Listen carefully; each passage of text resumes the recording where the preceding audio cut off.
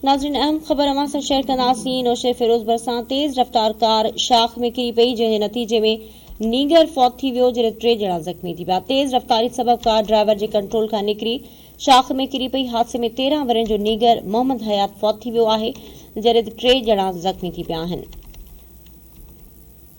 ख़बर अमां किरी पिया नाज़रीन। नौशहर फिरोज़ भरिसां तेज़ रफ़्तार कार शाख में किरी पई, नतीजे में नीगर फौत थी वियो, जॾहिं 3 ॼणा ज़ख़्मी थी पिया आहिनि। तेज़ रफ़्तारी सबबि कार ड्राइवर जे कंट्रोल खां निकिरी शाख में किरी पई।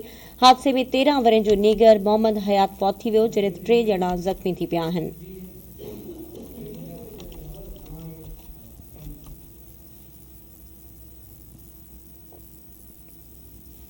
नाज़रीन नौशहर फिरोज़ भरिसां तेज़ रफ़्तार कार शाख में किरी पई, नतीजे में नीगर फौत थी वियो, जॾहिं 3 ॼणा ज़ख़्मी थी पिया आहिनि। तेज़ रफ़्तारी सबबि कार ड्राइवर जे कंट्रोल खां निकिरी शाख में किरी पई। हादसे में 13 वरनि जो नीगर मोहम्मद हयात फौत थी वियो, जॾहिं 3 ॼणा ज़ख़्मी थी पिया।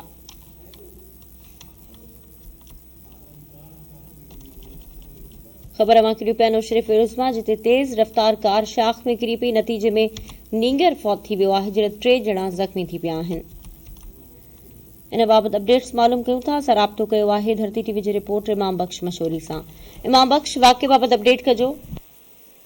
जी बिल्कुल ही नौशहर फिरोज़ भरिसां तेज़ रफ़्तार कार कम की ट्राली के क्रॉस कंदे सराल माइनर में कल्टी थी पई आहे, जंहिंजे नतीजे में 3 ॼणा अली अब्बास जतोई, असीर मेमून ऐं नीगर हयात पीरज़ाद ज़ख़्मी थी पिया आहिनि, जिन खे तंती जंगी हालत में नौशहर फिरोज़ अस्पताल आंदो वियो आहे। ज़ख़्मी नीगर मोहम्मद हयात पीरज़ाद ज़ख़्मनि जा सूर नसंदे फौत थी वियो आहे। इतलात मिलण ते घर में कोहराम मची वियो आहे, जॾहिं त पहुतनि इहे ज़रूरी कार्रवाई बैदि घर मोकिलियो आहे। जी